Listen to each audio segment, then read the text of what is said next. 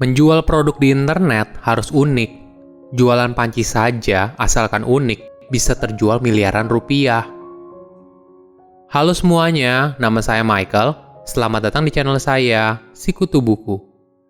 Kali ini saya tidak membahas buku, tapi membahas soal kisah inspiratif dari Yoyo Rubiantono, founder dari Yosugi Media Group. Nah, Yoyo ini merupakan top digital marketer asal Bantul dengan omset miliaran per hari. Sebelum kita mulai, buat kalian yang mau support channel ini agar terus berkarya, caranya gampang banget.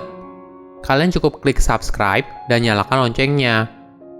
Dukungan kalian membantu banget supaya kita bisa rutin posting dan bersama-sama belajar di channel ini.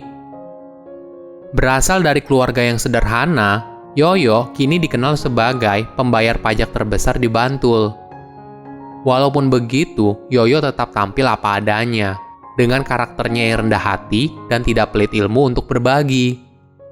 Semua kesuksesan yang diperoleh sekarang berasal dari kemampuan hebatnya dalam digital marketing, khususnya Facebook Ads. Setiap hari, Yoyo menghabiskan 1 miliar per hari untuk mengiklankan produknya. Dari situ, dia mampu mendapatkan omset 2,5 hingga 3 kali lipat dari budget iklan, atau sekitar 2,5 hingga 3 miliar per hari. Penasaran nggak bagaimana Yoyo bisa seperti sekarang? Yuk kita simak bersama-sama. Yoyo Rubiantono merupakan pemuda asal Cepu, Jawa Tengah. Ayahnya merupakan pemilik bengkel, dan dari kecil Yoyo sering membantu ayahnya bekerja. Dari situ, dia belajar bagaimana caranya untuk memperbaiki sesuatu. Kemudian, setelah lulus SMA, Yoyo berkeinginan untuk melanjutkan kuliah di Yogyakarta. Hingga akhirnya, dia diterima di Universitas Gadjah Mada. Tapi, kondisi ekonomi orang tuanya saat itu tidak memungkinkan. Yoyo pun tidak kehabisan akal. Dia kemudian bekerja sebagai teknisi mesin cuci dan servis AC sebelum masuk kuliah di Yogyakarta. Sedikit demi sedikit uangnya terkumpul, hingga akhirnya tujuan utama Yoyo tercapai, yaitu agar dia mampu membayar biaya masuk di UGM sebesar 2 juta rupiah. Setelah diterima, Yoyo pun kuliah sambil bekerja freelance sebagai teknisi. Hingga akhirnya di tahun 2006, dia lulus dari jurusan teknik elektro di Universitas Gadjah Mada. Setelah lulus kuliah, Yoyo sempat bekerja di beberapa pabrik milik perusahaan internasional. Setelah pindah ke beberapa perusahaan, dia merasa sepertinya susah untuk bisa jadi direktur di usia muda. Lalu, Yoyo memutuskan untuk banting setir menjadi pengusaha. Awalnya, dia mendirikan perusahaan konsultan migas bersama beberapa temannya. Usahanya pun sukses, bahkan berhasil mendapatkan klien besar seperti Pertamina. Namun, lama-kelamaan, Yoyo pun punya ide lain.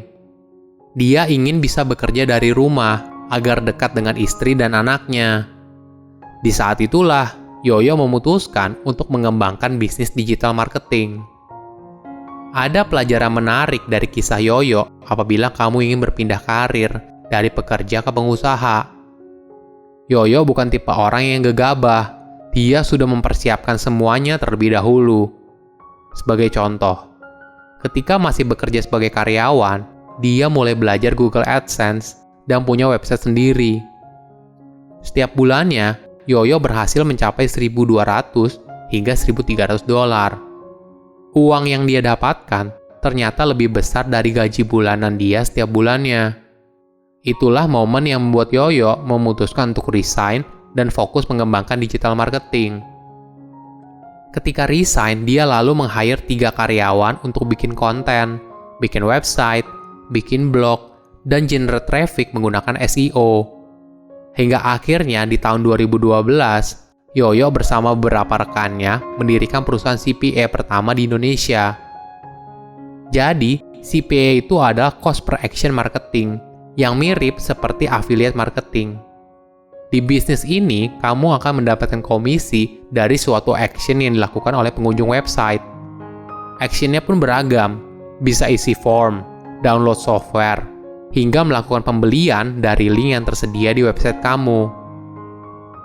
Kemudian di tahun 2013 dan 2014, Yoyo memperdalam digital marketing lagi. Bagaimana menggunakan iklan digital.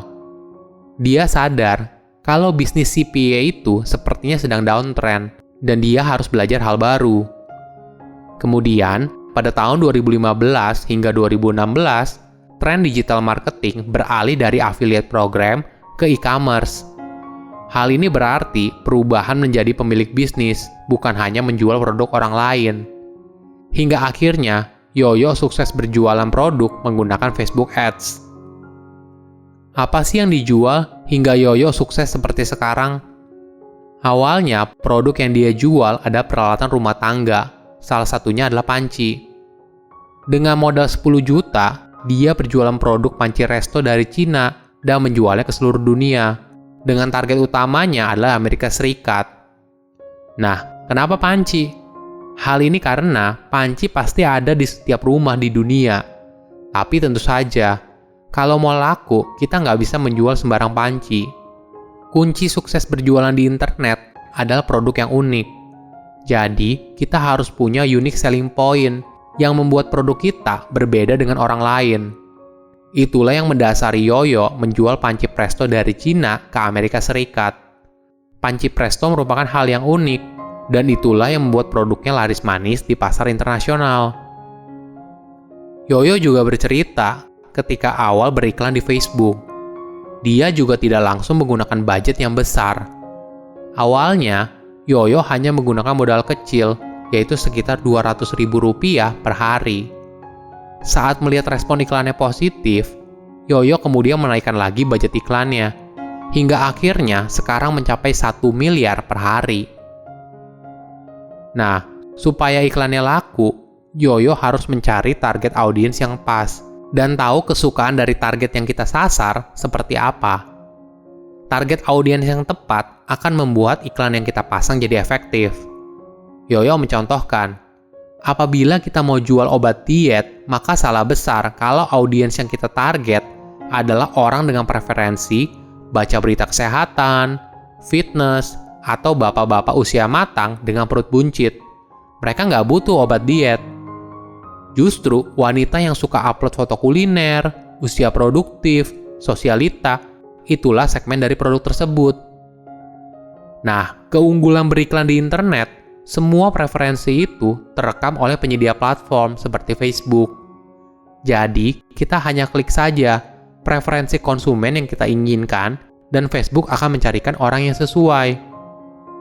Selain itu, kelebihan online daripada offline adalah kemampuan jangkauannya. Ketika dia memasang iklan sebesar 1 miliar per hari, jangkauannya bukan hanya di Indonesia, tapi di seluruh dunia, kecuali di Korea Utara. Yoyo bercerita, apabila bisnis offline ingin mendapatkan omset miliaran, tentu saja waktunya cukup lama, bisa bertahun-tahun. Tapi di bisnis online, karena jangkauannya sangat besar, kita bisa mendapatkan omset miliaran hanya dalam hitungan 3 hingga 6 bulan. Yoyo memberikan tips apabila seseorang ingin memulai bisnis berdasarkan pengalamannya sendiri. Ketika awal membangun bisnis, Yoyo memulainya dengan menjadi dropshipper. Bahkan setelah punya merek sendiri, dia masih jadi dropshipper. Bagi Yoyo, menjadi dropshipper adalah titik awal dalam berbisnis. Ketika kita belum punya modal, belum punya pengalaman, belum pernah menciptakan produk, maka kita bisa mulai dengan menjadi dropshipper. Nah, apabila sudah bisa menjadi dropshipper, kita bisa naik kelas jadi reseller, kemudian stokis. Akhirnya kita bisa sampai ke level yang lebih tinggi, yaitu menjadi pemilik merek. Di sini, kita akan menciptakan produk kita sendiri dan mengerjakan semuanya dari ujung ke ujung. Silakan komen di kolom komentar pelajaran apa yang kalian dapat dari kisah inspiratif ini. Selain itu, komen juga mau tahu kisah inspiratif apa lagi yang saya review di video berikutnya. Saya undur diri, jangan lupa subscribe channel YouTube Sikutu Buku. Bye-bye.